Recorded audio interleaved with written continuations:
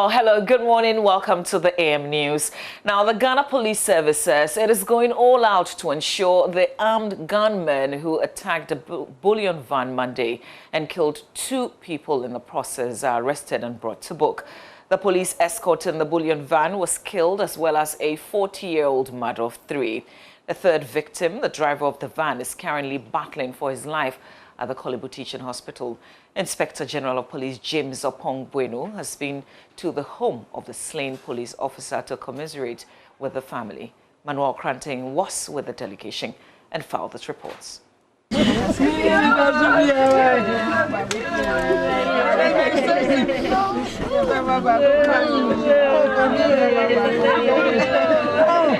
Absolutely devastating scenes that we've been seeing in the past couple of hours that we've been here at the family house of Emmanuel Osei, the slain police officer from Monday afternoon's armed robbery attack. Indeed, the entire hierarchy of the police service has been here assuring the family of its utmost commitment to bringing the perpetrators of that heinous crime to books. It's been a bit more than just receiving the assurances of the Ghana Police Service. In fact, we've had family members, who have been wailing this entire period, sharing some of their really fondest memories of the gentleman whose death they are mourning.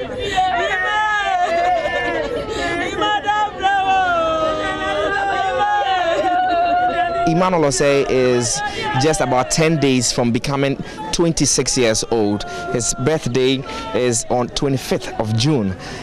He did not live to see his 26th birthday. We're learning that he passed out of the Ghana Police Training Academy less than a year ago. It's just about a month and a half to his 1-year anniversary since he passed out of the Ghana Police Training Academy. So it gives you an essence of the expectation really that the family had of him.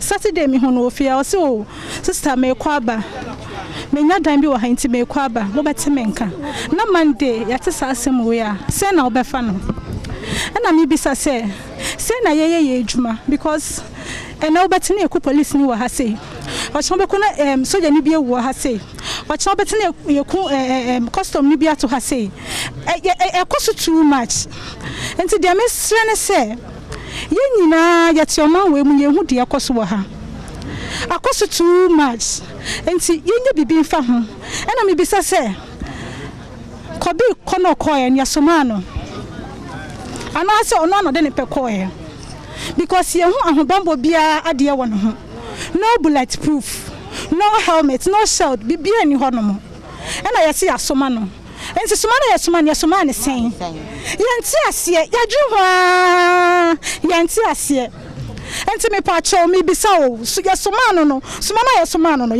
sen. So she's questioning really the modus operandi of the police service. He's asking that was Emmanuel on an assignment, and if he indeed was on an assignment, what is the protocol for policemen if they're going on assignment? Are they supposed to be wearing some protective gear? If they are indeed supposed to, why wasn't he wearing? And these are questions that James Opong-Bueno, the Inspector General of Police, has been assuring that the entire police architecture is fervently looking for answers to. Your friend is a member. Na ye shoot 2 million. No, I'm saying ye shoot no session. And also somebody sika ko baby na your friends ye shoot no Kolebu house. And I'm saying na say don't ye shoot no. I do ko no bambo ben na your friends and for the man no ntia ye shoot no. If say oh ko baby a I say obi odi sika ko baby de. I was say bambo bi de. So Hemnet be there, your friends say, you know, the yeti otimi shebi. So now we be an shano. Yes, uncle. Into Somania Somano, and for so bene also. And she's just reiterating the point that the lady made earlier about questioning the safety gear and so on that he was supposed to have been wearing. I want justice for my brother. Justice is what is needed. Justice, because dying on the line of duty, it's not easy. He was serving the nation and he passed on. So all what's supposed to be given to him must be given. And all that is supposed to be done for him must be done. That's what we are pleading now. Leaving my mother behind, leaving my old boy behind. It's very painful. My daddy is a pensioner. My mommy, she's a trader. And he's the one taking care of my mother. He moved out of the house less than 72 hours to his death, and that's something that is striking the family in more ways than one. We have learned that the Ghana Police Service has appointed a liaison officer between the family and then the service itself. In your shot currently behind me is the liaison officer currently speaking to the father and a few other members of the family on the arrangement on exactly how the service is going to proceed in conjunction really with the family as the investigations carry on.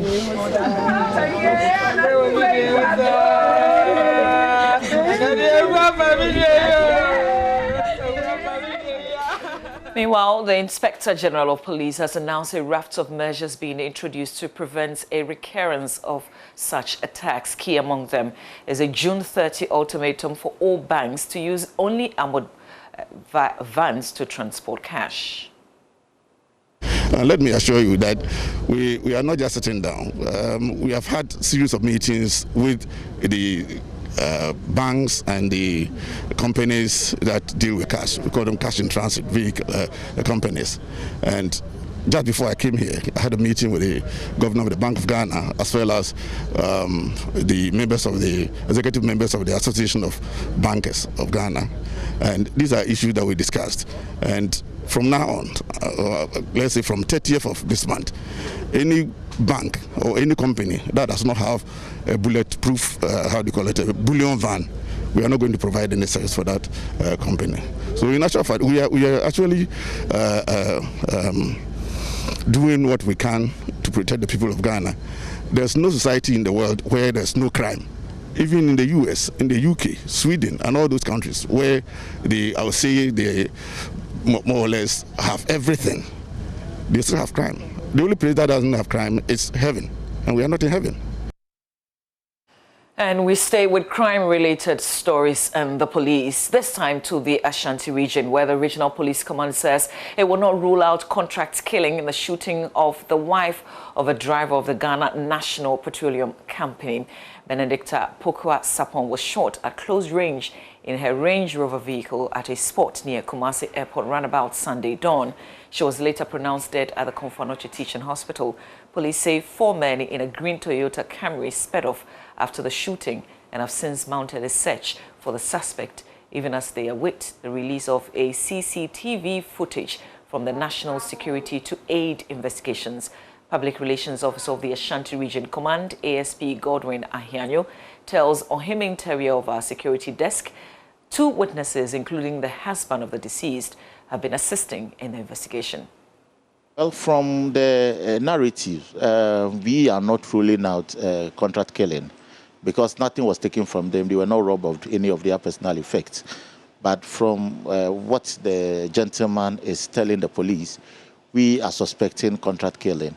Notwithstanding, we would have to look at all the pros and cons with regard to this very case that we are investigating. I'm sure as we go forward, we'll be able to know exactly what happened on that fateful day. Comprehensive. Over the last 1 month, there's been a series of crime activities being recorded in the region. The Bantama mobile money robbery incident happened under broad daylight. The Estate Junction mobile money robbery, it did also happen, during the broad daylight. And then we're also talking about this gun issue where a lady has been shot. Is the police losing it as far as security of the people is concerned? We are not losing it at all. Let me just tell you here and now that when we talk about crime situation in the region, comparing these cases you're talking about and that of last year and then the past years, I would say relatively crime is low. Per our statistics, the first and second quarter of this year, we have not had cases on the ascendancy. They are rather very low. But we have recorded 1 or 2 violent cases. For which reason you are trying to, create impression? Well, perhaps we had also had some conversation with the general public, and this is what they are telling you. But as a spokesperson for this noble institution, I can stand and then tap my chest to say that crime in the region is very low. Now, Information Minister Kojo Nkrumah has asked the National Media Commission to ensure it makes public all decisions it takes on issues it interrogates. This, the minister believes, will help restore public confidence in the commission, as well as give the public the opportunity to examine the findings. Kojo Nkrumah said this at a program where a memorandum of cooperation on content regulation was signed in Accra Tuesday. Hannah Odame has the rest of the story. Currently, anyone who has issues with an undesired content in the media space has to write to the National Media Commission for the issue to be looked into.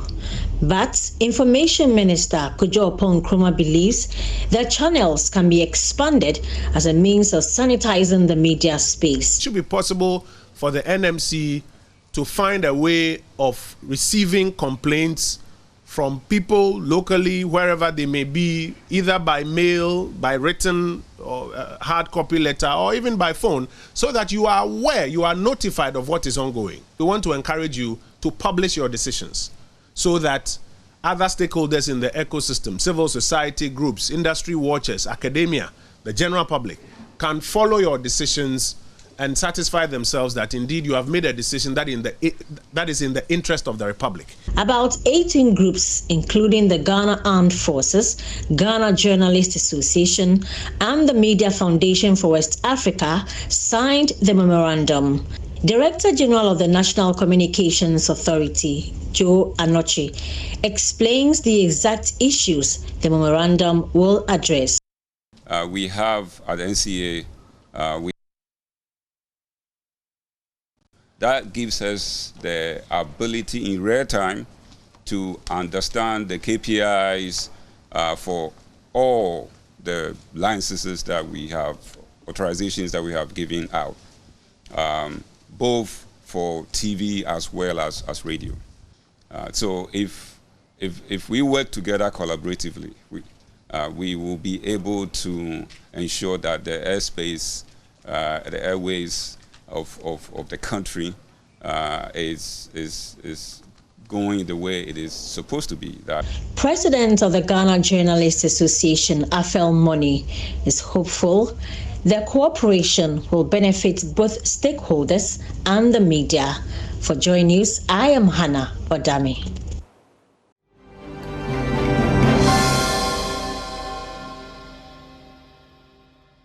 Go. And there's a whole lot to digest as we dig into the papers, and that's exactly what we're going to be doing this morning. Wherever you are, thank you for staying.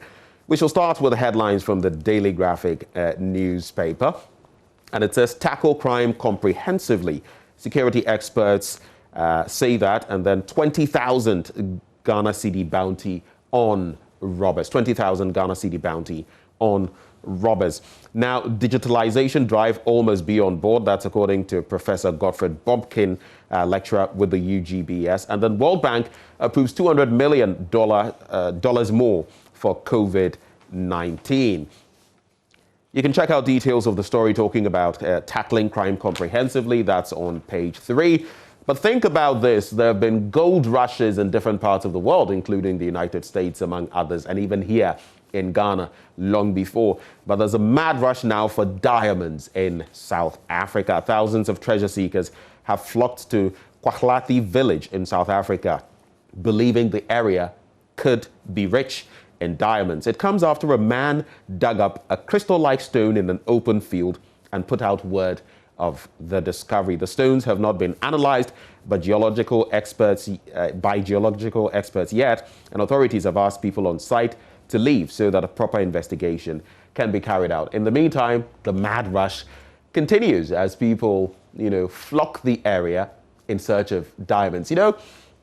Sometimes I just get thinking about the state in which we live generally across the continent of Africa. And sometimes you get to see why people would risk even their lives and engage in such endeavors, because look at the youth across the continent and the projections by 2050, how many we will be, young people as a quota or quotient of the generality of the population, 50-60%. And you look at the same youth and how much we have, in terms of tangibles, and it's pathetic. But let's move on from here. Deadly suicide attack rocks Somalia's army camp, and then Kenya to reopen Mogadishu embassy. When you go to another one of the international pages, Israeli far-right groups march through East Jerusalem, and black fungus detected in 3 COVID-19 patients in Oman. And doctors have detected a potentially fatal fungal infection called mucormycosis. If you recall, in India as well, there was this situation where a lot of people who were going down with COVID were also succumbing to this fungal infection, mucormycosis. Well, it's becoming quite a health issue in Oman as well. Let's move on to the middle spread of the paper. And ECOWAS Mediation Security Council meeting underway in Accra. I was actually at that event yesterday, and quite a lot to talk about, but the focus there being security in the sub-region, in the ECOWAS sub-region. We heard from Shelley Ayoko Butche, who is actually chairperson of the Mediation and Security Council, or Committee, I should say. We had the president as well of the commission, who also spoke, Jean-Claude, and then other personalities as well. But the main sessions were closed-door sessions that were held yesterday. And it's all on the back of happenings recently in Mali and in Burkina Faso, and how we ought to be changing our security architecture to ensure that we are safe and secure. President launches roadmap for realization of SDGs, and the Media Commission NCA signed agreements with stakeholders to sanitize airwaves. Now, on the back page of the Daily Graphic, Apex Bank to acquire bullion vans for rural banks. And you see, yesterday I was making this point. Bullion vans, there's nothing bullion, so to speak, in quote, about, the vans we've been using. They are not armored, transit cars, so to speak. And that is the problem. And you look at what the Ghana Police Service has said in recent times about, even protective gear for police officers, which is pathetic, we should say it. And then that long-standing issue, because this is not the first time this is happening, that long-standing issue to do with, the banks following proper procedures and getting the right vehicles, armored vehicles, to transport cash. If you look on the back page of the Daily Graphic, if you have a copy or if you can put the shot on, you would see what that looks like. Yesterday, I was watching a video on social media about a real bullion vehicle, armored, not in Ghana, and how it was able to repel an attack, by robbers. And you see it live, because this was actually, it had a camera inside of it, and you can see it live, how they were able to repel an attack of robbers. If the vehicle had not been armored, those people, a white man and a black man, I suspect it must have been in the United States, would have lost their lives. But because it was an armored vehicle, they survived. So that is something we really ought to be looking at. I'll get back to it when I give you the details from that newspaper.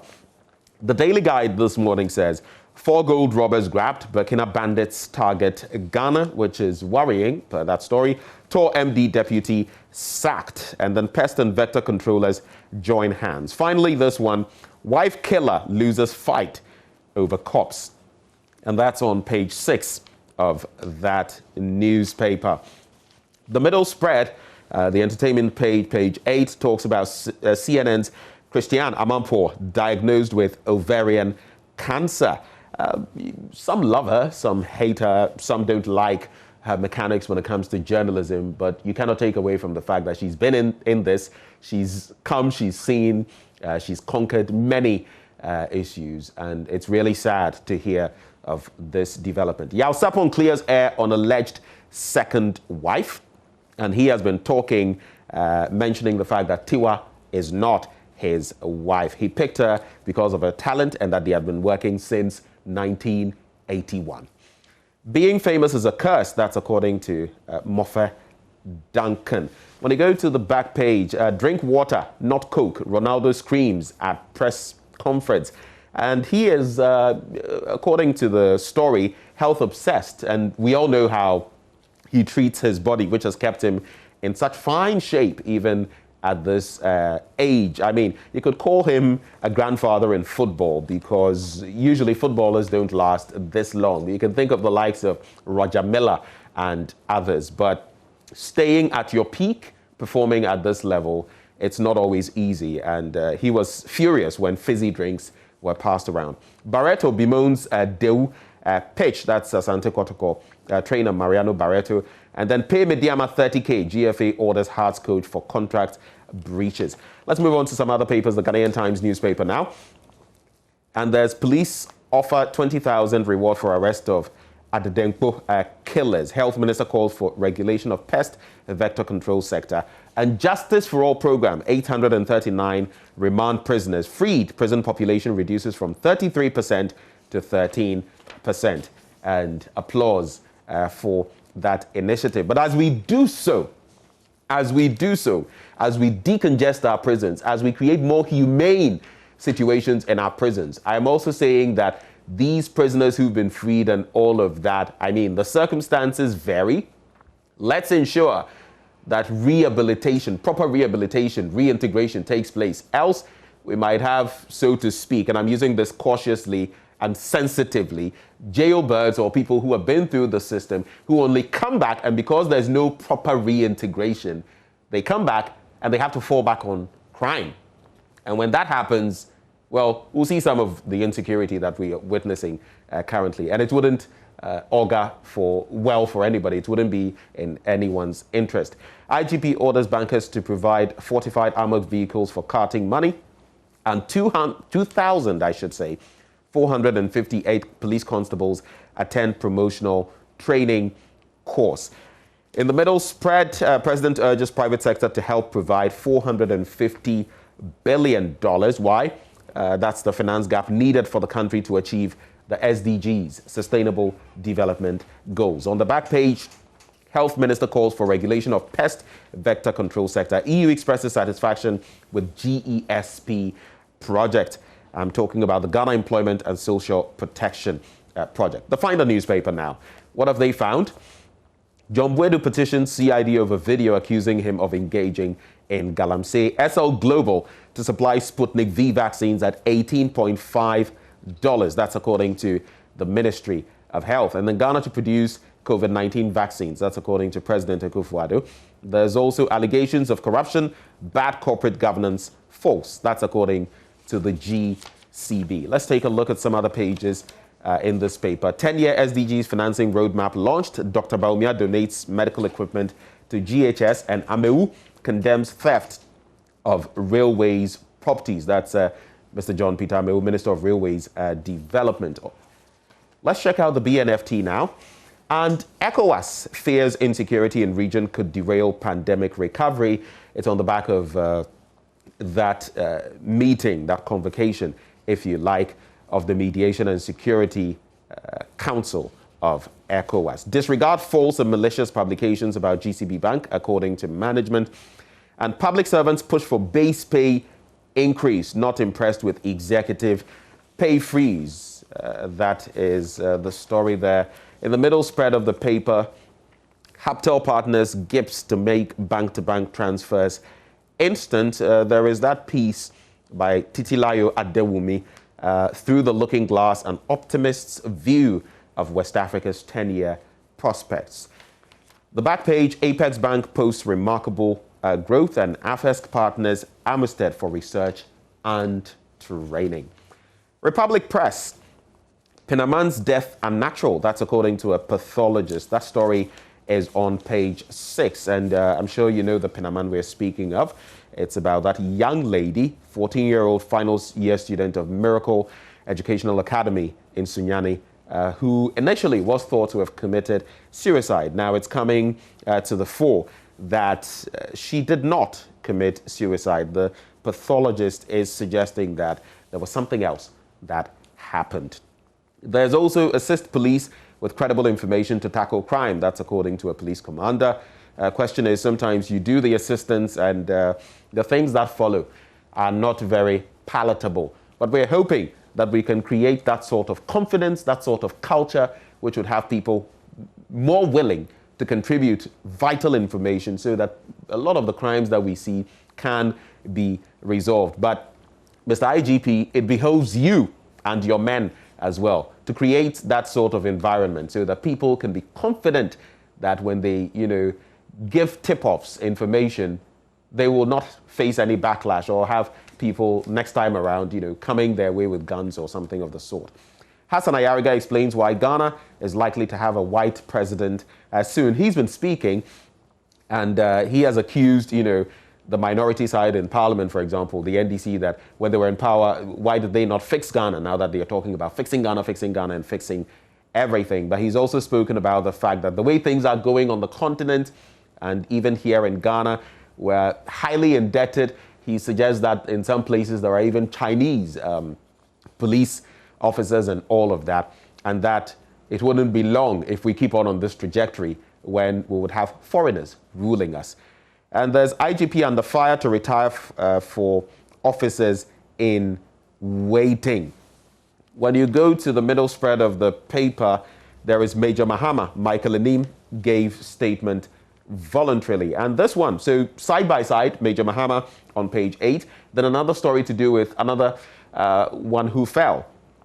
I don't personally know anything about the death of J.B. Dankwa-Edu, a witness tells the court. And that is one of the workers in the house of J.B. Dankwa-Edu back then, who is saying that he had nothing to do with the matter.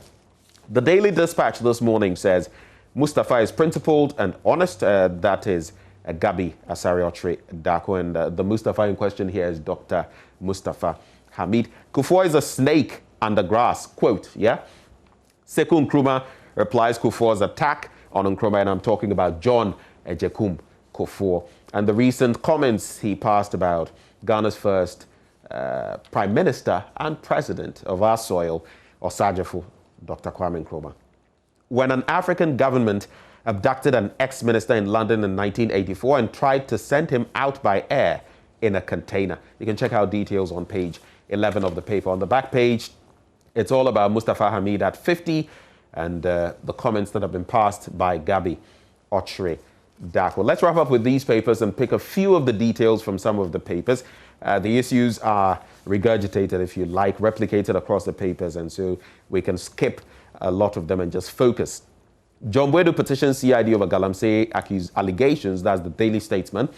IGP meets Bank of Ghana boss, bank MDs over safe movement of cash. Come and do business with us, Ekufuado tells global investors. That's it with the Daily Statesman. When you go to the Today newspaper, justice delayed. 174 million Ghana cedi lawsuit against healthcare network being played in Accra High Court. Chaos and anarchy. Armed robbers take over Ghana. That is the story there. Then there's the Custodian newspaper. Adwoa Safo acts to save Ghanaian children. And then there's let's maintain death penalty. A deputy AG insists, and that's Mr. Tia Yeboah, Deputy Attorney General nominee. And he has been saying there are heinous crimes being committed and all of that. And if you take away the death sentence, it's only going to spur impunity or more impunity. It's going to make people feel, what's the worst that can happen?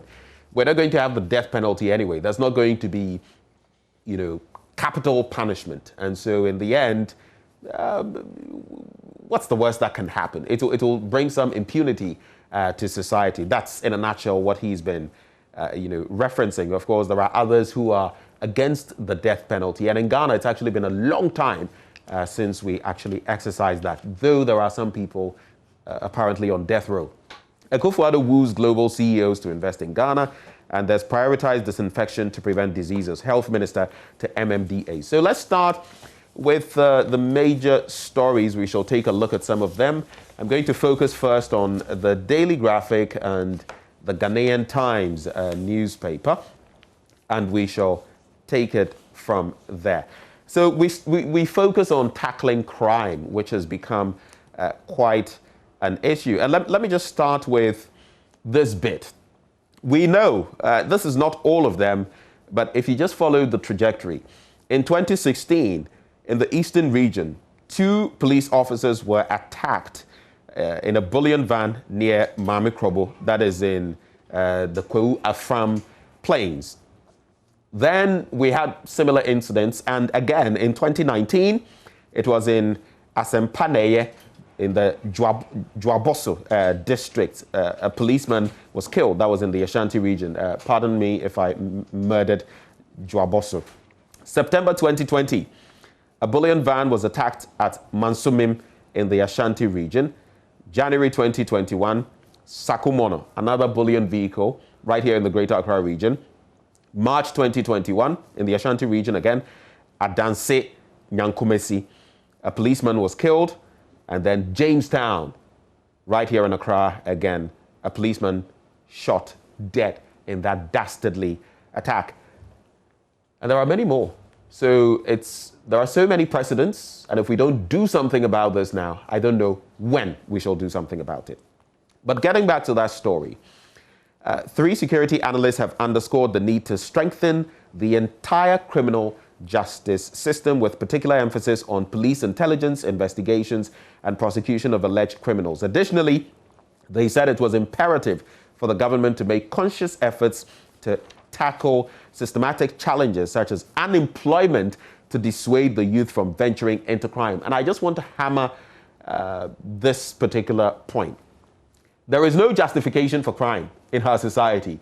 If you're caught and if you go through the right processes, and if our justicial system or our judicial system is working as it ought to, people ought to face the music. You ought to get the consequences of your actions. But even as the Bible says, when it talks about, for example, children respecting their parents and all of that, it also talks about parents not provoking their children. So there is some balance in there, some expectation. We all have the state apparatus, we all have governments, so that these governments can provide certain goodies. And when governments fail to provide the goodies, sometimes, some people, I would not go to that extent, but some people feel it is justification to engage in crime. And then we see some of the things we're seeing in our society. So I just want to hammer that. Let's create jobs. Let's do the right thing for the youth. The last time I heard of job creation, I heard a figure hovering around 3.8 million. I'm humbly, candidly, innocently asking, where are those jobs? Really? Where are they? And if they were there, where are we seeing the sort of, upsurge, uptick in crime that we are seeing? It is worrying. If we did the right things, hopefully, we'll be able to curb some of these rampant criminal activities we are seeing. But the 3 experts are the Director of Academic Affairs and Research at the Kofi Annan International Peacekeeping Training Center, Professor Emmanuel Kwesi, Regional Director in charge of Research and Capacity Building at the West African Network for Peace Building, Dr. Festus Kofi Obin, and the Executive Director of the Jatike Center for Human Security and Peace Building, Mr. Adib Sani. They were reacting to the recent surge in crime, and here's what some of what came up. The police administration has placed a 20,000 Ghana cedi bounty on the heads of the robbers, and Professor Enning was saying the best approach to curbing crime went beyond just the arrest of criminals or the protection of policemen. He said criminal justice institutions must be empowered to make crime unattractive. That is what they shared. And speaking on this matter anyway, lest I forget, yesterday I saw pictures splashed on social media, not just pictures, sometimes footage, of some of these people who were wielding pump action guns. Pump action guns. I'm sorry to bring this up, and all my condolences to the family, the police fraternity, and the family of the corporal who lost his life. But if you saw the gory images and what the pellets did to his body. I don't want to go into the details. The cavity it created, how you could see that. It's so gory, I don't even want to paint that picture early this morning. But it is startling. It is startling. And they have these ammunition. Look, you look at the photo. This gentleman, I mean, when you look at him, what work is he doing? And he is wielding wads, bundles of cash. And he is wielding a pump action gun. I mean, someone tell me maybe it is from some other place or that maybe this is unrelated. But when you look at the entire scenario, your even layman's guess would be that there's something fishy about the situation. From what I hear, those photos were meant for a private conversation and they ended up on a group page. And now people are circulating it. Can we check out these people? Can we find them? At least this one whose picture is prominent on social media. Can the Ghana police, I mean, you can't pretend now that you've not seen it. It's on social media. Can you check out these people? Are you checking them out? What can you tell us about this person? You know, and that is where, again, yesterday we were talking about a fingerprint, database and stuff, even dental structure basis, because that's another way of identifying people, so that maybe when something like this comes up and an image is out there, you can quickly swoop in and find out about the whereabouts of this person. Just something I felt I should add from that. So that is the national picture, but in the ECOWAS sub-region as well, when you go to page 24, the 46th Ordinary Meeting of the Mediation and Security Council of the Economic Community of West African States opened in Accra yesterday. I was at that event, most of it held behind closed doors. But the Minister of Foreign Affairs and Regional Integration, Ms. Shirley Ayoko Botre, opened the meeting yesterday and said the social and economic crisis in Mali would be among other issues to be discussed. The minister said members of the council would be updated on the implementation of a national early warning center, which is scheduled to be based in Accra, and the humanitarian situation in the region. The conversations continue today, so there are 3 stages.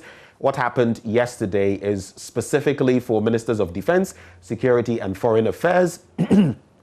Today continues with other ministers. It's a focus on other ministers across the sub-region. And later in the week, at the tail end of the week, they're going to be hosting heads of state and their representatives. But going back to the security issue, it's on the back page of the Daily Graphic.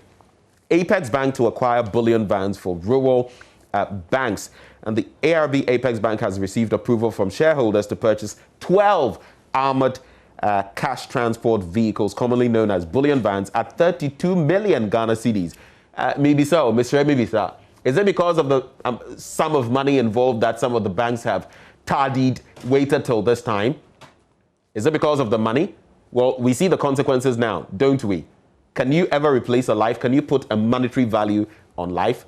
So the banks, over to you. ARB Apex has started that initiative. Let's take a quick look at the Ghanaian Times newspaper and that prison story on page 10. And it says 839 remand prisoners freed, Justice for All program. Prison population reduces from 33% to 13%. And a total of 839 remand prisoners have been discharged under the Justice for All program across the country's prisons as of January 2020. Supreme Court Judge Justice Clemens Jackson Honyanuga has disclosed. Additionally, 1,596 out of the total number of 4,512 inmates who appeared before the court under the JFAP, Justice for All program, had been granted bail, while 180 were convicted and 28 of the inmates referred to psychiatric hospitals. There was some admonition for investigators in criminal cases to be proactive in their work and not leave the vulnerable remand inmates to languish in jail for months and years under the cover of COVID-19. So good aspects of this to be weighed, but like I mentioned earlier, let's also ensure that we reintegrate properly. On page 11, Sputnik V vaccine. Azim prefers Shraj probe, not Parliament. And Vitus Azim, an anti-corruption campaigner, has preferred the overpriced Sputnik V vaccine should be investigated by the Commission on Human Rights and Administrative Justice and not Parliament. He said he had problems with lawmakers investigating issues of this nature. Mr. Azim, who is a former executive director of the Ghana Integrity Initiative, noted that Shraj could ascertain whether it was actually true that the nation could not get a direct source and had to use a middleman, which should be a worry to the country. Let's go back to Republic Press. Let's actually take a look at it. It's on the front page and continued on page 3. IGP under fire to retire for officers in waiting. So this is a different side of the question or the equation. And Ghanaians are challenging the tenure elongation of the Inspector General of Police, James Opombuenu, following recent robbery incidents that have left the country in a state of shock and trepidation. Virtually all parts of Ghana are currently battling with one form of insecurity or the other, with various crimes going on largely unabated. Despite attempts by the Akufo-Addo administration to curb the rising criminality and robberies across the country, the nation's security apparatus appears to be overwhelmed, with criminals having a field day, killing, maiming, and extorting their victims. We know of the incidents in the last 2 weeks, and security analyst Adam Bona has called on the IGP to retire to give way for officers who qualify for the position to take the mantle and inject fresh ideas into the operations of the service. I mean, you can look at it here and there, the pros and cons. We have a situation. Would it be apt for the person in charge of the situation to cede his position at this point in time when, we're in the thick of things, when there's the heat? Some would say no. Let him at least get to a certain juncture before there is a replacement. And we know about the continuity of his service elongation recently. Others would say, well, if he's not able to do the right thing, why not just let him shove off, so to speak, and have someone else take over? I mean, we can all have our own thinking on this matter. For me, the bottom line is, let's resolve this situation. It is not pleasant, and we don't feel safe. And that's a problem. Gunmen kill wife of GNPC boss's driver in Kumasi. That's on page 3 of Republic Press. And the driver of Chief Executive of Ghana National Petroleum Corporation has been recounting bizarre circumstances under which his wife was shot by unknown assailants on Sunday night. So just to give a bit of a summary as the incident was narrated on JoyNews, there was that supposedly initial attack and then a second attack. And maybe the claim is that maybe he was being targeted, but instead it was his wife in that, Range Rover who eventually suffered the attack and has lost her life.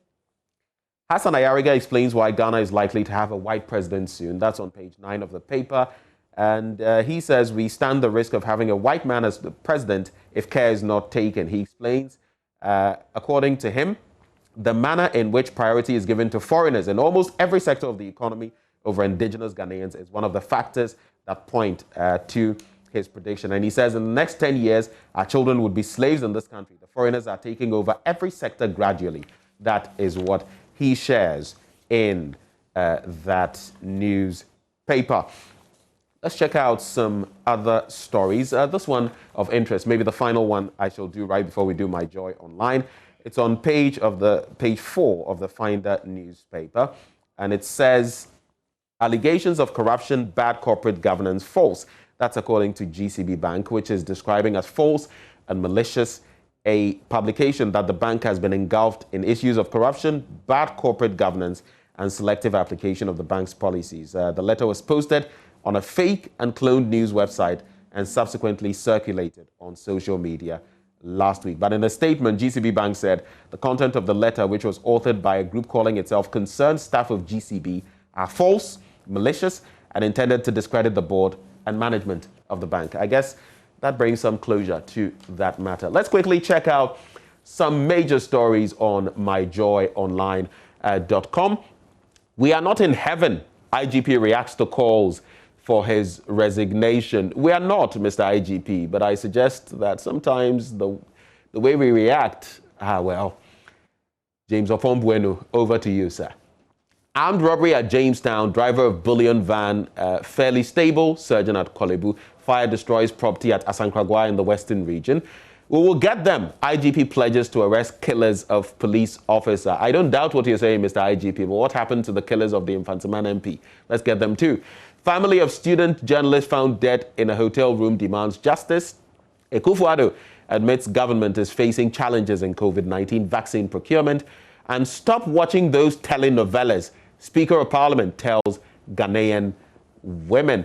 There's executive prisoners who have been sentenced to death, Deputy AG designate, and then 14-year-old storms police station to report father for rape.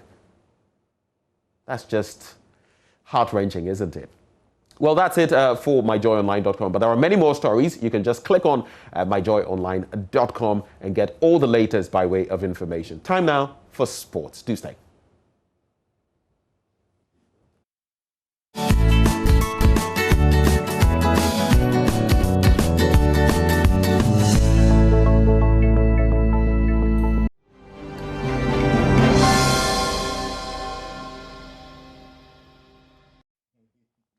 Welcome back on the AM show, and at this juncture we talk, well, the alarming state of insecurity in our country, Ghana.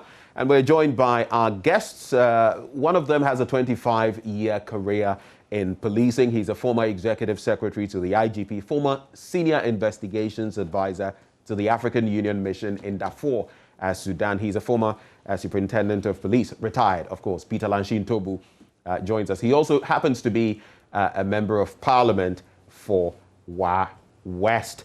Also joining the conversation, we have Collins Owusu-Amankwa, former member of parliament for Manhyia North, a former vice chairperson of the Defense and Interior Committee of Parliament. The two gentlemen join us for this discussion because you know where we've come as a country. I was sharing with you earlier in the day and with Lanshin a short while ago that yesterday, right down this lane, I was getting a bite and I was getting back into my car. I saw two motor riders heading towards me, so to speak.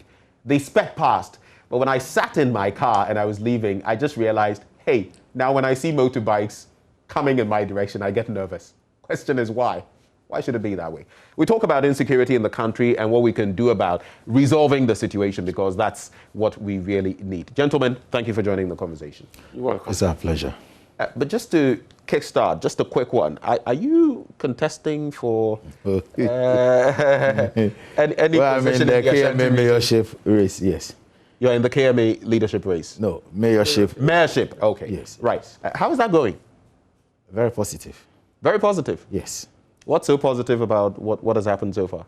Well, I think my people have shown their support. And honestly speaking, people of Kumasi have been very, very supportive. As far as my bid is concerned, when you see market queens coming out, assembly members throwing their support, it tells you one thing, that that sense of belongingness is there, and they see you to be someone who, having an encyclopedic view of the city, has what it takes to champion the cause of the people, and also to ensure that when you talk about League of Beautiful Cities in Africa, Kumasi, under my leadership, will be part. Wow. Yes. I like what you said, encyclopedic view, because I was born and bred in Kumasi. Right. So had my basic, secondary education before I proceeded to University of Ghana. So that's their boy. Okay. All of these qualify you to be mayor of Kumasi? Not really, because to be honest with you, I have the competency and the required skills to lead the metropolis.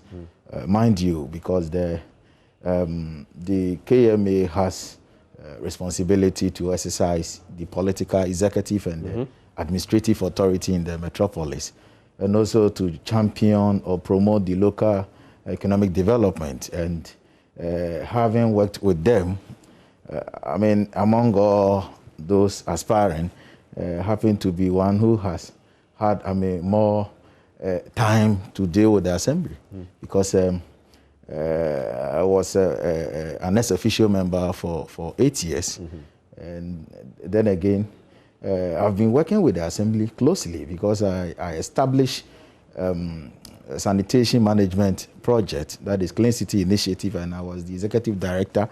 And our job was to ensure that we sanitize the environment and also to make sure that we ensure zero waste city. And over the years, I have demonstrated that. So they have seen my work. That's what I can say for now. Okay, so finally, I mean, it's quite a group that you have to face for well, we had the vetting at the regional level. The committee shortlisted 4 people to the national vetting committee, and strongly, I'm still among the 4. You're still in the mix? Yes. Okay, yes. we wish you the very best. Let's talk security matters, and thank you once more for joining us, gentlemen. I will just do this. I'm going to start with you, Peter Lanshin Tobu, and for very good reason. You have served with the Ghana Police Service for some 25 years. I want to start from the standpoint of your candid reactions and how worried you are about the current spate of attacks, and not just attacks on, ordinary citizens, but now even attacks on police officers. And if I may, maybe I should just do this and break it down in terms of these bullion attacks in recent times, in recent years, and how many have occurred involving police officers between 2016 and now. So at least for some of those we've captured, you can look at 2016, 2 police officers killed in a bullion van near Mamikrobo in Kwewu, Afram Plains. That is in the eastern region. We have December 2019, bullion van attacked as Asempaneye, Dwaboso district. A policeman was killed there in the Ashanti region. September 2020, bullion van attacked in Mansumim in the Ashanti region. January 2021, so we've entered this year, armed robbers attack a bullion van in Sakumono, right here in the Greater Accra region. Go back to the Ashanti region, March 2021, a policeman was killed in a Danse, Nyankomesi, in a bullion van robbery. And then the latest one, Jamestown, a policeman brutally gunned down. The image it's haunting me.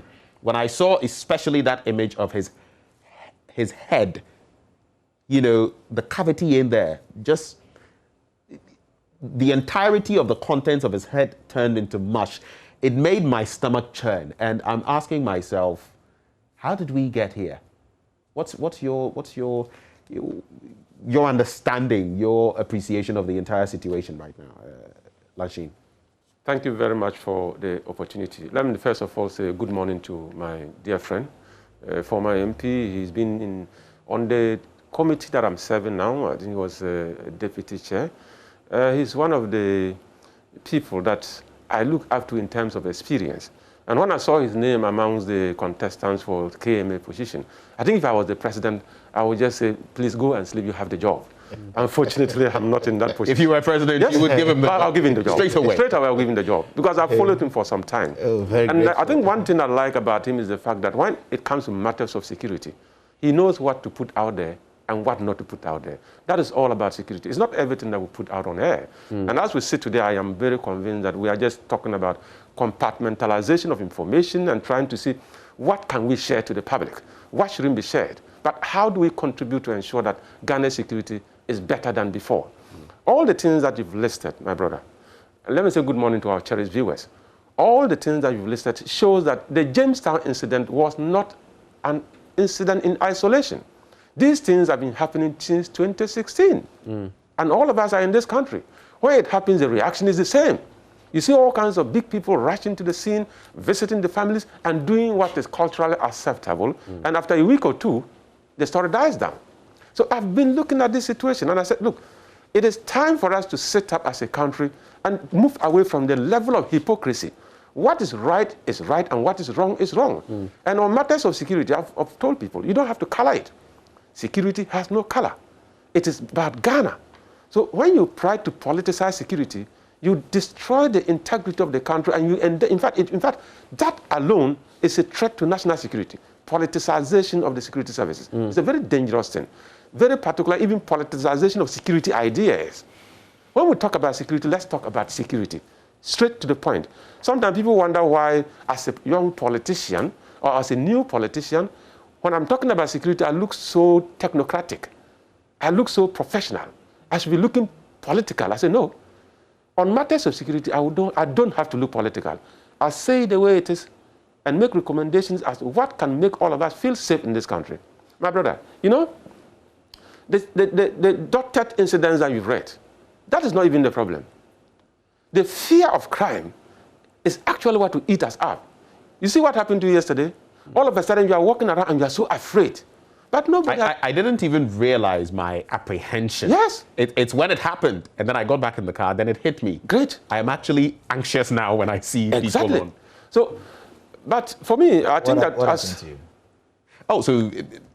Can you recap that? Just right down, you know, this road towards Atinka, the traffic light there. I stopped to get a bite from an eatery there, and I was getting back into my vehicle to drive off, and I noticed these two people heading towards me in motorbikes. Now, in my mind, I mean, ordinarily, that wouldn't really be a problem, but for some reason, I felt they were heading towards me. They sped past, but it's only when, you know, I froze for a moment. It's only when I got back into my car that I realized, why was I so bothered anyway? And then it hit me. Oh, you've been reading all these stories of people who are getting gunned down from Pig Farm to the CID headquarters area to Afrikiko to the recent one. And I guess it's playing in your mind. And it hit me. I'm anxious. I'm apprehensive. That's basically what I was saying. Yes. So as I was saying, if you find a young police officer, number 58449, General Constable Emmanuel Say, left home in the morning and went to office very agile, was detailed on duty. He sat in a supposed bullion van, that is not a bullion van, and moved out on duty. And after a few minutes, you see that his brain has been blown off. And he's called the late Emmanuel Say. You mention his number, he will not respond again. He's dead. Then the question is, if the protector can die like this, what will the protected do? If policemen can go through this, how confident are the civilians who are dependent on police to protect them? The Constitution mandates government to equip and maintain the Ghana Police Service. Are they well equipped? Are they well maintained? That aspect of the law is supposed to provide security for the police officer. The police officer is supposed to be in a bullion van to escort monies that are being carted from one point to the other. Was that a bullion van? Didn't we know it wasn't a standard bullion van? 2016 it happened, 2017 it's happened, 2019, 2018, 2021 is happening live. Why are we sleeping? Are we really sleeping? I mean, the Bank of Ghana has over the years actually made mention of certain things that ought to be done, the banks ought to do. Unfortunately, I guess it's whipping the banks into line and ensuring that they are complying. Because like you said, these bullion vans are nothing bullion. No. We see, yesterday I was sharing, you know, this bit about a video I saw, Collins and Lanchine. I guess it has come into the picture because of what happened. This was a proper bullion vehicle, and it shows you, it's outside of this country, it shows you how the vehicle was attacked. The robbers started shooting the vehicle and all of that, but they couldn't penetrate. No, they couldn't. Because it was an armored vehicle, and 2 lives were saved. You see, so we are looking at what an armored fortified vehicle is that we call a bullion van, which we don't have.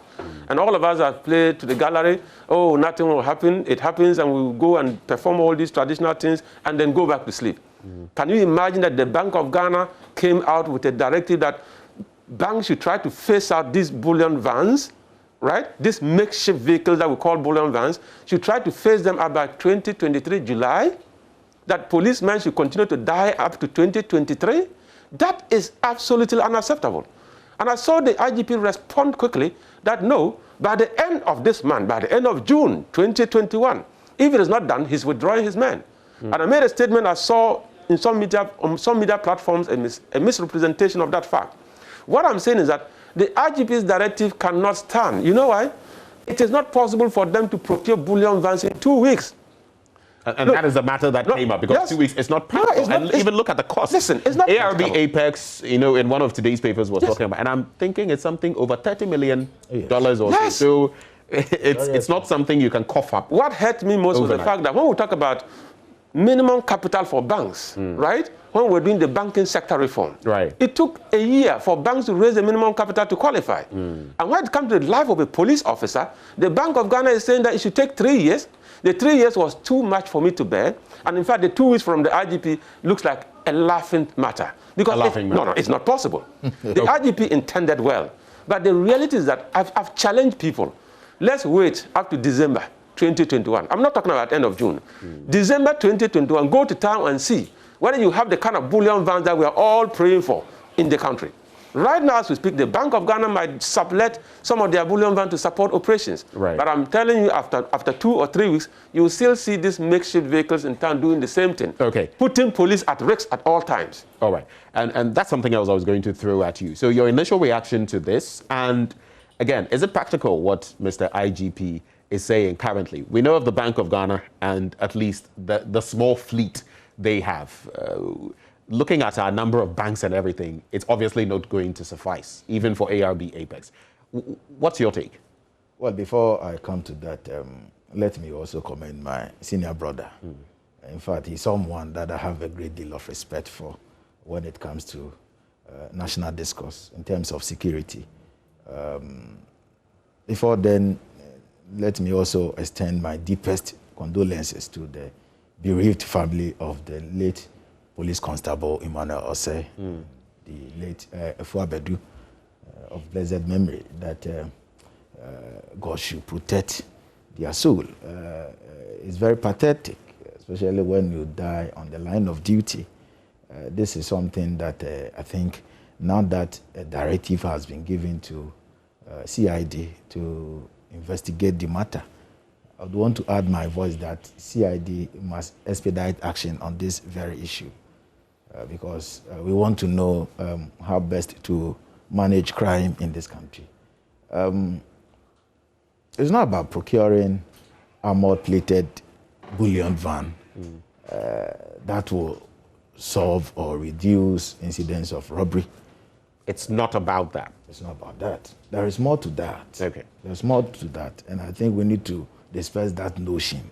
Okay. That once they are done with procurement of armored bullion van, then police are safe, especially when they are providing escort. I don't think people are saying that is the panacea, the entire solution. That's what I'm saying. We a major part of the because solution. people are advancing that argument that they should provide. Of course, it's part of strategy to curb the menace, but not the panacea, as we are all saying. Right. Because I know that police, as an institution, is being governed by rules of engagement. If you look at Police Act 315 of 1970, and also 350 of 1970, I think they also have 7 instructions. That's CI Police, that's CI 76, yes, which dictates what they should do and what they should not do. They also have their standard operating procedures. Yes. As we speak, and from where I sit, Ghana Police Service, which is the lead agency when it comes to internal security management, needs to, 1, reorient the personnel within the unit. So now we're talking of the security architecture itself. Of course, and I personally, I believe in the security architecture of this country.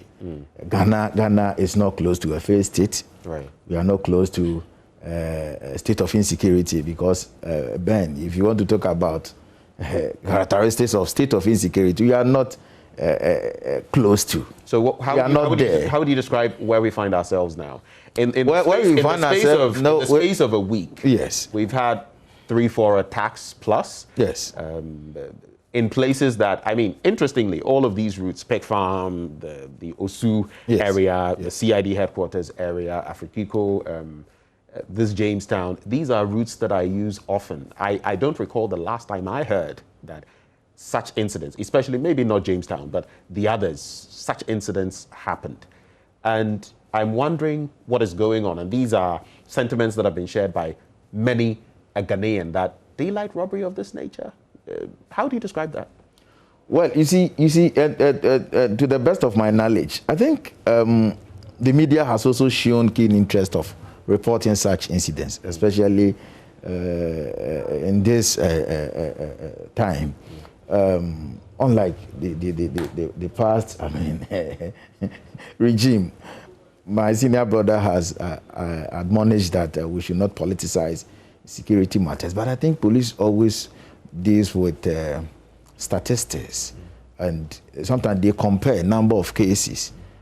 Honestly speaking, even if you want to compare that 2020, the first quarter in terms of robbery incidents, compared to 2020, I think.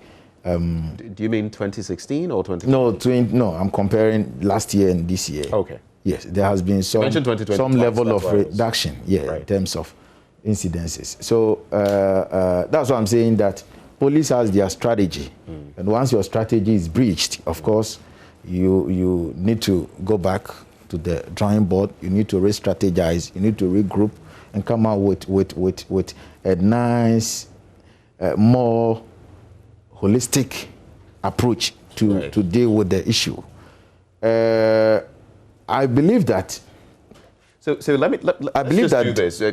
I'm hoping we can be more, focused on the bite-sized bits of the conversation. So how would you describe the current state, what we are facing? You say it's not insecurity. How would you describe it? What I'm saying is, if you look at the crime index, of course, Ghana crime index as we speak is 48.52 points, if my memory serves me right. And it tells you that in terms of crime, we are still at the moderate level, yes, unlike other countries who are above 50 percentage points, meaning that ours is manageable, meaning that our security agencies are still on top of these issues. Okay. So that's why I'm saying that we are not in state of insecurity. Okay. Yes. But the deadline that Bank of Ghana gave, I agree with my brother. That is too long. Because when you give a deadline of 2023, doesn't mean that we should wait and look on where people are being maimed, people are being killed. Okay, so police officers that is pretty have been sacrificed. How about the deadline of the IGP?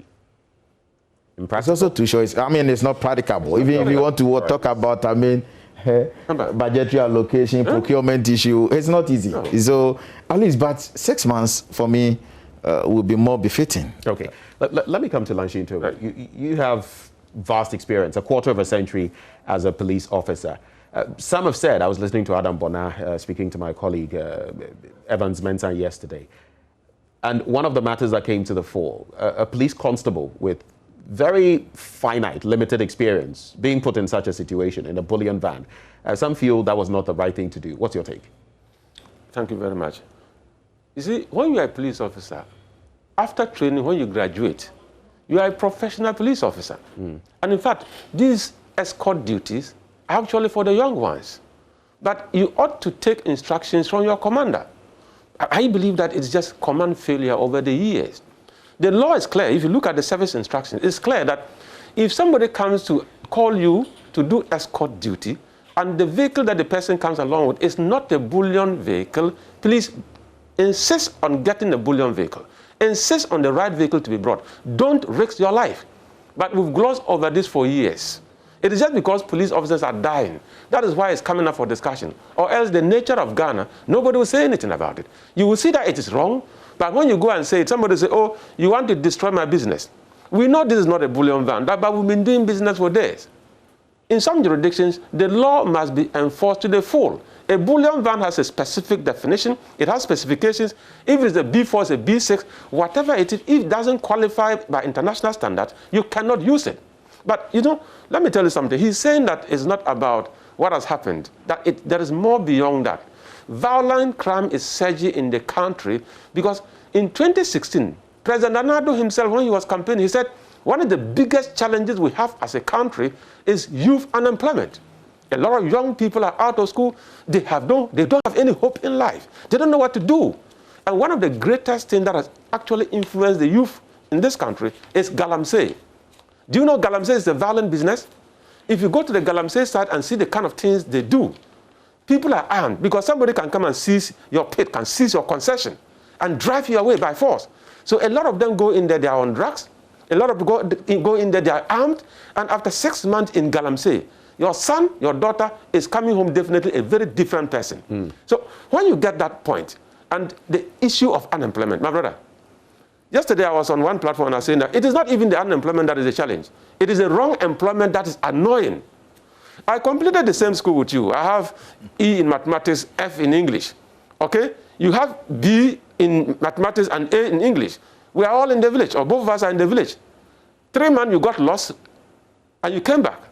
You met me and I hold a gota with a mobile phone and a pistol by my side. And I said, hey, my brother, what has happened? With your F and your E? You say, yeah, I'm now a national security operative. Oh, really? You are now a national security operative. When did they advertise that? Where were you recruited? Where were you trained? I didn't hear of any person out. And you are a national security operative? And these are the kind of people that reflect what we call national security. It's a disgrace. And I've always said it openly. Some have said that we need the best brains for national security, which is what other countries do. Listen, if you need the best security, you put the best in there. Lee Kuan Yew of Singapore, he said, if you need your country to progress to the best level, put your best brains in there and let them do that job honestly. So according to you, we are not doing that? No, look, according to me, I'm saying as a fact, we have taken security for granted. It become a dumping ground. People that can get jobs because of competence, they can become police officers. But that brings into, the picture, the politicization of some of these things. Because it's not just, you wouldn't single out this particular era. No. Before this era, it appears it's a trend that we're following. In fact, it is a trend that is unfortunately graduating to bizarre levels. Right? It's a trend from 1992 when we started this Fourth Republic. It's a trend that is graduating, but we are getting into bizarre levels. And we've got to stop it and speak out, let people understand that, listen, this is not the way to go. Because without security, we cannot have development. And when our security is so porous that the officers themselves are not of the quality that we need, when they go out there, their performance will disgrace us. And I've always told people, listen, if you are not supposed to wear the police uniform, and you go in there because of protocol and you're wearing it, one, either you die in the job or you kill people recklessly. Because policing is a calling. We don't know about the situation of Emmanuel or Mr. Osei, but do you feel, what would you attribute to what happened to him? Do you feel he was ill-prepared, so to speak? He was barely a year in the service, and then he was given this task. Some have said he was ill-prepared. Is that your take? Emmanuel is just a victim of circumstance. Emmanuel is a victim of circumstance because he came and met his seniors and that was what they were doing. And I'm sure if Emmanuel, with his experience, a little experience and education, reads the service instruction and tells his commander, but this is not a bullion van. The commander will tell you, listen, as we say in police, you can't change anything here. Are you the one who's coming to change it? When you came, you met your seniors. Chief Inspector, I've done this for 20 years. Right. Sergeants have done it. You have just come. Please shut up. Go sit in that car and move. If not, I'll charge you. You only salute and say, yes, sir, and you go and sit and move and go and you won't come back. Very quickly. I know Collins wants to react. I've seen you. Very quickly, do you feel we failed him, the state, the people of Ghana? Do you feel we failed Emmanuel Osei? All of us. In terms of protection and everything, because I saw, right before we came on air, I saw your guard, your security guard, a police officer. Yes. And I saw his protective gear. Exactly. Body, bulletproofing. Yes. And I spoke to him. Is that, body armor? Is that a bulletproof vest? And he said yes. I don't know whether he has a bulletproof helmet to go with it, because then maybe Emmanuel Osei could have avoided the bullet that shattered his skull and, all of that. Who supervised him? Who supervised him? Before you dispatch young people to duty, they need to be supervised. That is what command is there. If he's not properly dressed, ask him, where is your ballistic helmet? Please go get it. Where's your flak jacket? Please go get it. And when you dispatch with instructions, if the driver goes and he's doing something untoward, please call back the station. You are not a banker, right? You are not into cutting money. You are into escort. Your job is professional security. If you observe something untoward, please call the station and we'll respond. So you guide these young men and put them into the field for them to work for the image of the Ghana police to rise. Did we do anything like that? That is why in policing we have briefing and debriefing.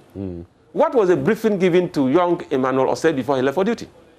And normally when they close, what is the debriefing? The debriefing allows the commanders to learn what happened in the field within the day so that you guide yourself against tomorrow's briefing. Are we doing all these things? I think it's just a command failure. Right. Your quick take on that matter? Well, Bernard, to be honest with you... The name is Benjamin, actually. No, Benjamin, sorry.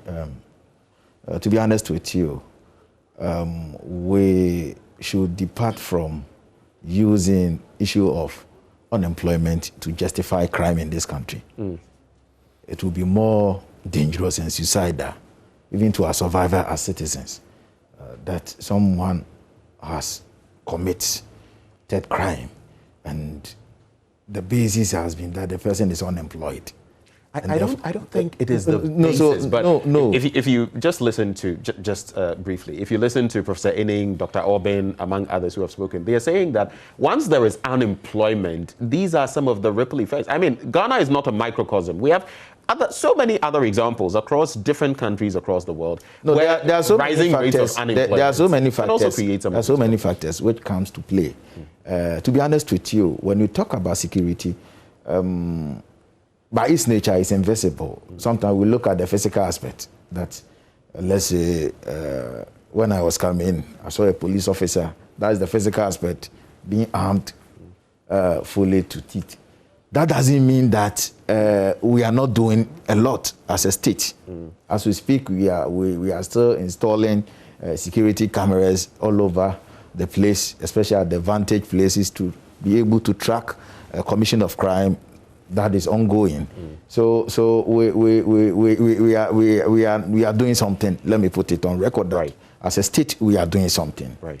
However, after the president came into office, the president realized that we have so much issues with our security.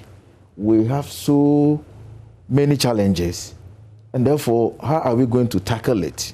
In fact, we were looking even at the numbers because we realized that police were under staffing.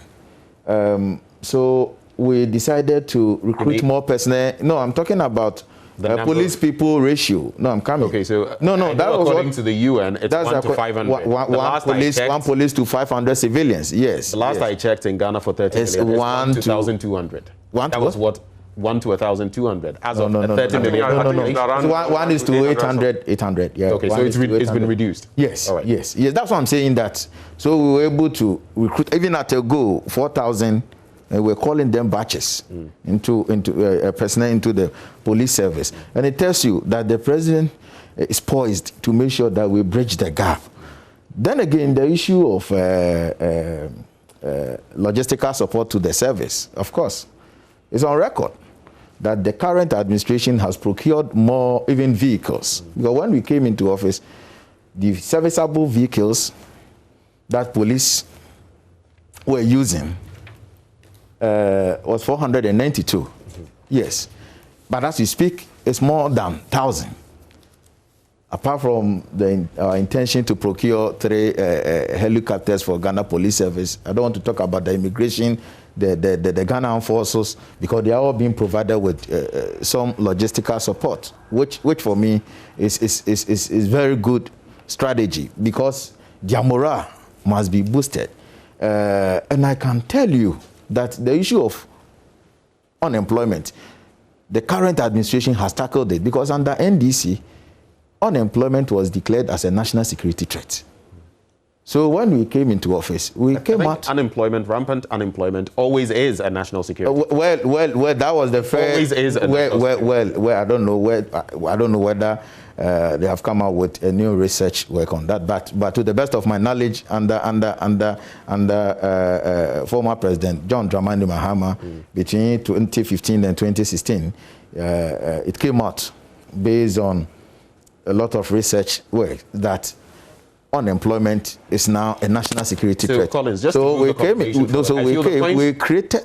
Listen, because we are tackling it. That's the reason why even within this shortest period, we've been able to create millions of jobs for our teeming unemployed youth. So we are not reneging on our promise. We're talking about even the one district, one factory, as we speak, is still in force. And we are giving out direct and indirect jobs to the young people of this country. Outside factors, apart from that, factors that are resulting in the surge in crime that we are seeing, not necessarily unemployment. I just want the point to be clear. Exactly. That's what you're saying. Yes. Okay. Let's talk about other matters. I mean, we've spoken about CCTV, installations, yes, and how they can help, yes, in policing and capturing criminals. We've spoken about not just bullion vehicles, because those are armored cars, but how about armored gear for the police officials themselves, among others. What is your quick take on that? Are we doing enough in terms of protecting the police corps, the body itself, before we even talk about bullion vehicles? Because that is going to be another stretch of the conversation. Let me put a smile on your face before you go. Just 30 seconds. A police officer sent me a message that CCTV. Dr. Baumia promised the police that by a very shortest possible time, he was going to install CCTVs in all police stations across the country. That was in 2018. And you know what the policeman said? He said the CC has come. We are still waiting for the TV. No. Can you imagine? It's not true. At least. Which one is not true? When you say it's not true, are you saying that we have them in Of course. And it's ongoing. The Alpha project is still ongoing. Police stations. Police station? I'm talking about the statement made by His Excellency, the Vice President. Oh. This is an ongoing project that, if you look at our ports, airports, principal roads, clearly you could see that the cameras are there. I won't belabor the point. So this is an ongoing project. Go ahead. This is an ongoing project. Yeah, Benjamin, you were saying that my take on what? So I was asking about, protective gear for, among other things. So we are talking about other solutions, apart from the bullion van thing, how we are protecting our police officers, CCTV cameras, and all of that, briefly on that. Well, I think when it comes to providing logistical support to the service, cannot be left to government alone. And all over the world, combating crime is a shared responsibility. We need a concerted and more collective effort to prosecute this agenda. So I would want to appeal to the public that without the public assistance, to be honest with you, police alone cannot even manage crime in this country. So we, the public, must assist them. The community must assist them, even in terms of provision of this protected gear. I believe that we need to resource them. We should support the government to do that. Okay. Elsewhere, in other jurisdictions, that is what they are doing. Can we have an agreement here that any police officer in a bullion vehicle should have full protective gear? Bulletproofing, yes, bulletproof helmet, yes, and all of that. Is that an agreement we all arriving at here? Yes. For him, so Collins, yes? For him, he can endorse that because even the Vice President made it clear that... why are you on Vice President? I'm quoting him. He said no police officer will go out there again without a ballistic helmet and without a flak jacket. He said that. Today we still see it happening. So in other words, yes, you agree. It's a necessity. Okay. It's a necessity. Let me come to you now. Following all these things that have happened in recent times, some have even suggested that the IGP should, before we move on to other matters, should proceed on retirement. If he can't do the job, that he should shove off. I've heard the likes of Adam Bona, talk about the security matters and that things are not boding well. What is your take on that? Probably, let me just start first before my brother comes in. Yes, it was actually His Excellency the President appoints. Okay? That position is an appointed position. And that position is supposed to work to enhance the president's credibility in the area of security. So if President Nana Addo Dankwa Akufo-Addo looks at the security situation in the country and believes that the Inspector General of Police, the briefing that he's been getting from him and the observation that he's made himself and other information he's gathered from other security agencies points to the fact that there's some level of collaboration and the IGP is doing so well, he will allow him to continue. He appointed him. And if the president thinks that, no, let me bring some fresh blood. That doesn't bar the IGP from retiring, which is the call. Look, the IGP had hit the age of 60. The president gave him an extension. Yes. So he's working at the beck and call of the president. If the president decides this morning that Mr. IGP, thank you very much for the few months that we spent together. I want to get some fresh blood to come and re-energize the system, and the IGP will be very appreciative. Look, if you are appointed IGP for even 1 week, it is an honor. If you are asked to go home, it shouldn't be anything of worry. And we've seen some people come and go very quickly. Oh, yes, come and go very quickly. So it is the prerogative of the president. I wouldn't go say, please fire the IGP. I will go say, President, fix the country and fix the security. If the president thinks that fixing the country and fixing the security, it has to be a new IGP, so be it. But it is not with me for me to go and be calling for a change in IGP. Collins, what do you think? Briefly, very briefly. Well, I think those calling on the said is too premature to start with, because from where I sit, and I think he's doing his best to enhance public safety. He needs our support. Let the system also support him. He's an individual. But there's this commission. I think they should leave that to the needed expectation. Ghana National Commission on Small Arms and Light Weapons. Right. Yes, the executive director, secretary there must be up and doing. They need to sensitize the public in terms of but there have been so many initiatives. There have even been those amnesties granted people who supposedly had illicit arms to come, give them so that they wouldn't face the wrath of the law. All of that has happened. They should join the crusade in terms of sensitization of even when it comes to possession of illicit firearms. Okay. Yes. Let's take a look at how we can make our police befitting of our status as a country. What ought we to be looking at in terms of security architecture? Thank you very much. We used to call it the Ghana Police Force, and somewhere 74, 75, we transited into the Ghana Police Service. That change in nomenclature didn't come with accompanying transformation, right? So we've stayed in it through military regimes up to 1992 when we started the Fourth Republic.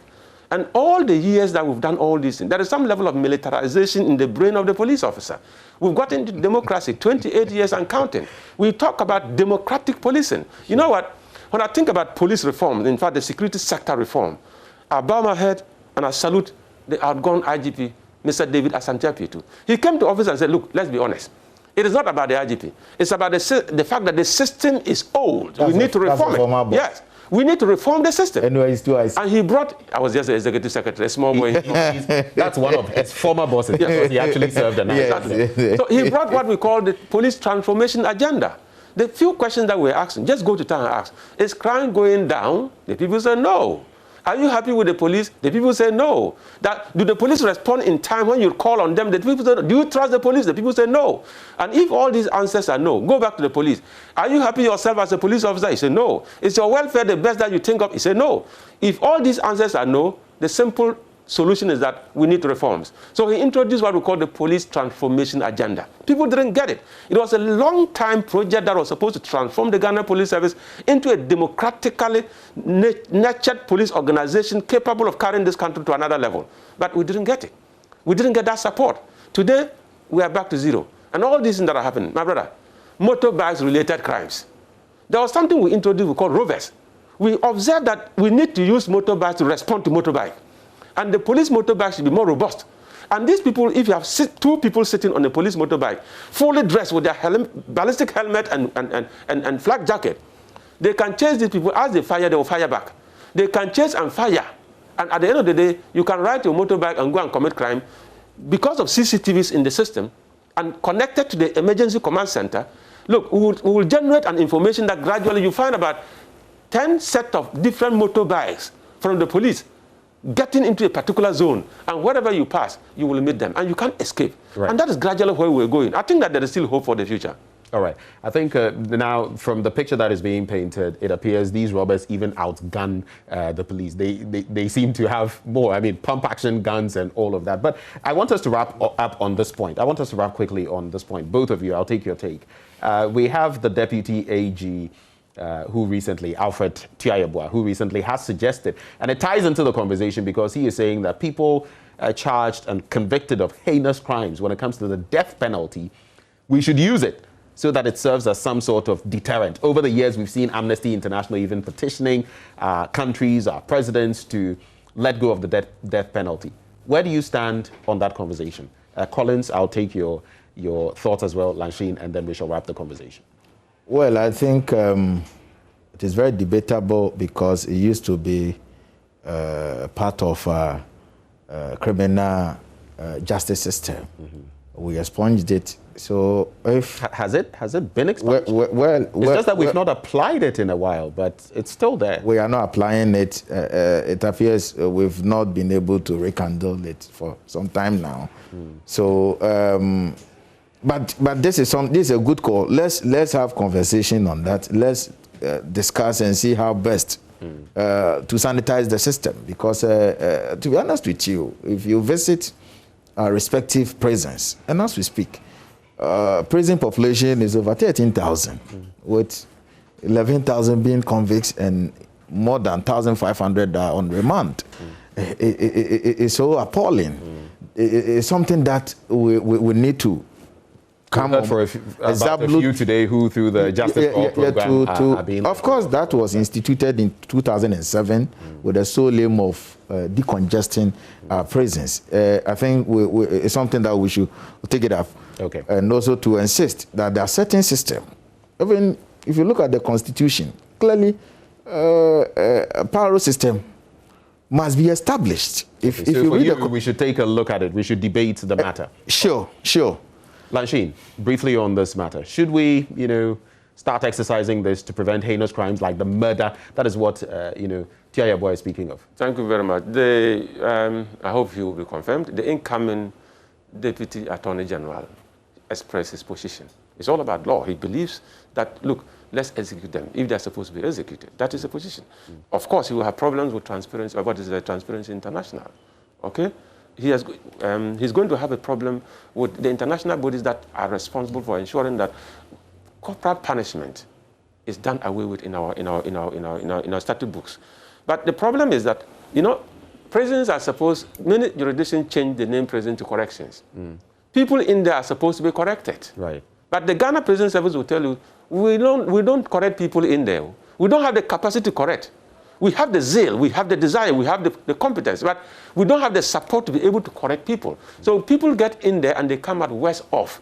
Okay? So you have somebody who has stolen the fowl, he gets in there, before he comes back, society rejects him, and he graduates into an armed robber.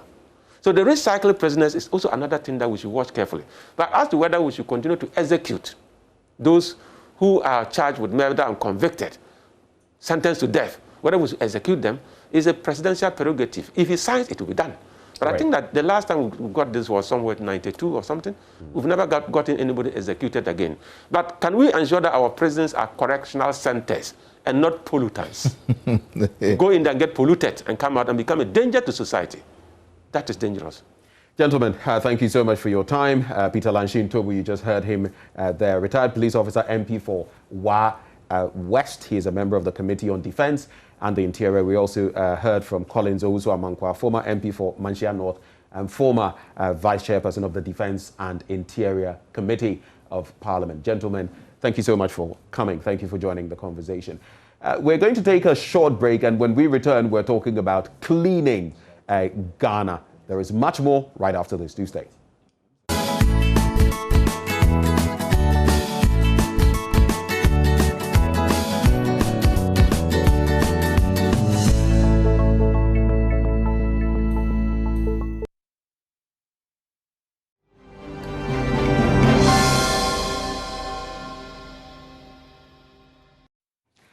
So what you just watched were highlights of some of the scenes from the various inspection trips by the JoyNews and Accra Metropolitan Assembly Clean Ghana team.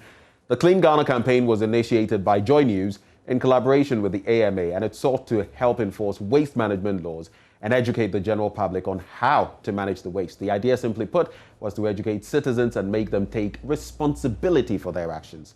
The campaign kicked off in September 2019, but had to be suspended when the coronavirus pandemic hit. But it is making a big return starting today.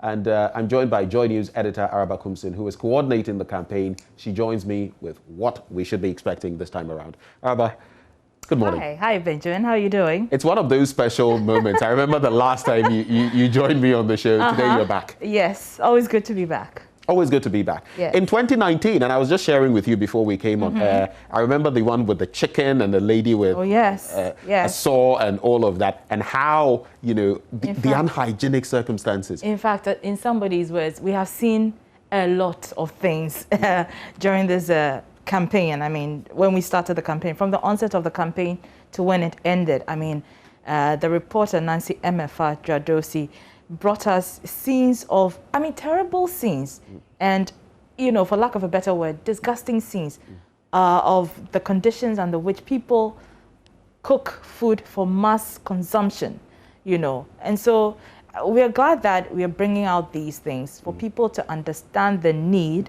to adhere to environmental laws, because it impacts on the public generally. So we're back. I mean, COVID-19 is still here, but we can't keep saying we're going to push this backwards. We saw the impact when the campaign started. What's new? I see, we're tackling environmental waste head on. We will. Yeah, we're going to be tackling environmental waste. But as you indicated, we had to suspend the campaign because of COVID. Obviously, because, you know, at the time, there was a lockdown in force, and so there wasn't much going on.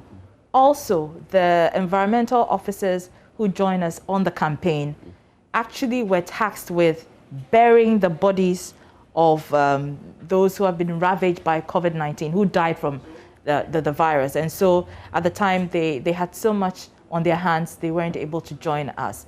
And the whole point of this is to, you know, go as a team and, you know, arrest these perpetrators or the offenders of the environmental law. So thankfully, the worst is behind us in terms of COVID, even though there's a lot more to do. And so the team has decided that it's time to resume the campaign and, you know, get people to take responsibility for their actions. So I've been speaking to the AMA officials, and we have agreed that because COVID is an environmental related disease, we'll focus more on the environment this time round. And so we'll be going into people's homes, we'll be visiting, you know, public toilets and ensuring that they are clean and adhering to the environmental laws as well. But of course, we're not going to leave the markets out. We'll be going to the markets, but the focus, the greater focus now is on the environment, especially since the government has just recently launched the Green Ghana campaign as well. And so the whole focus is on environment and ensuring that we take responsibility for our actions with regards to what we do with the environment. Well, very fitting. I mean, two things come to mind. What the Greater Accra Regional Minister himself is doing in terms of, you know, sanitizing Accra, so to speak, but it goes beyond Accra. It is Ghana. And then again, on my rounds in recent times, from Aveno to Odona to Shukurabola Junction to, you know, Old Fadama, and some of the scenes we've seen, it can't be a more fitting time for us to go back to this campaign to clean Ghana. But what would your expectations be? I ask from the standpoint of, you remember the first time, there was a bit of pushback, even from the very people who were culpable. Exactly. What are your expectations this time around? Well, given that, I mean, this is not the first time that we're doing this campaign, and there's some level of awareness already, the hope and expectation is that people will now begin to see the need to preserve the environment, begin to see the need to adhere to the environmental laws, and begin to see the need to operate under hygienic conditions, because it has some impact on the consuming public. And so that is our expectation going into the second phase of this campaign. One other thing I would like to see is the conversation. We saw it unpalatable, but on open defecation and the rest. And one other thing it ties into is a lot of our homes, we like to hide it, but people don't have access to, even in compound houses, proper toilet facilities. Exactly. And that also feeds into the problem. I've been to places where, on my tour, some of these things have come to the fore. I'm hoping that as we address these issues, landlords, landladies will also be whipped into line. It's interesting you say that, because that is one of to do the right thing. Things that the team, the Clean Ghana campaign team, will be looking out for.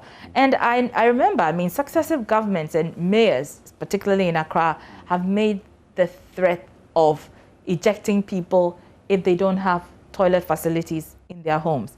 There have even been promises to provide toilet facilities in homes. We are yet to see all of this, but it's important that people have toilet facilities in their homes to ensure the proper disposal of human waste, of fecal waste, And so this is another thing that the team will be looking out for. So offenders will be arrested, including landlords as well. Now, since you're spearheading this, I would like you to do this right before you take leave of us. How crucial is it for everyone to get on board? We have started this initiative. We've taken it up. COVID, stopped it at a point. But after that hiatus, we are back and we want to do this. But we can't do it without the cooperation. The AMA can, join us. But if the people don't cooperate, it's going to be a problem. Exactly. What would be your, plea to ordinary Ghanaians as we step out there? To jump on board and to help the team. I mean, because you can say that, you live in a very clean environment, and so this issue is far from you. But it is possible that it can happen in your environment. And so it's important for people not to see this as just a responsibility of the media or the responsibility of a government agency. We need to take responsibility for our actions. And by that, I mean that we need to ensure that our environments are clean, to operate in, because it has an impact on your health as well. So everybody should jump on board. And trust me, the second phase of Clean Ghana is going to be exciting. Being a godly people begins with being a clean people. Araba Kumsin, thank you so much. Thank you for having joining the conversation. And she's spearheading the campaign. Araba Kumsin, JoyNews editor. When we return after the break, we do showbiz, and IB is hosting Rosie Sokota, a Sierra Leonean singer-songwriter, right here in our studios. Do stay.